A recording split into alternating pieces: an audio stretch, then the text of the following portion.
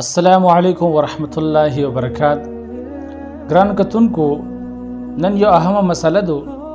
چې کله په یو سړی باندې یا په یو زنانه باندې په وجه د همبسترې یا په وجه د احتلام سره غسل واجب شي، نو آیا په داسې حالت کې د کور کار کول یا روټۍ پخول یا ترکاری تیارول دا جایز دی او که نه دی جایز؟ ګران کتونکو، چې کله په یو نارینه باندې یا په یو زنانه باندې په وجه د احتلام سره یا په وجه د همبسترې سره غسل واجب شي، نو په دغه صورت کې دوی له پکار دی چې دغه غسل زر تر زره وکړي، او که چېرته څه عذر د وجې نه اوبه یخې دي یا څه بل څه وجه ده، خو یعنې عذر دی په دې لحاظ سره دوی دغه غسل مؤخر کړو، وروستو کړلو، نو په دې کې څه ګناه نشته دی، خو د دې خبرې خیال به ساتلی شي چې د مونځ وخت په تیر نشي. او کله چې دوی په حالت د جنابت کې وي،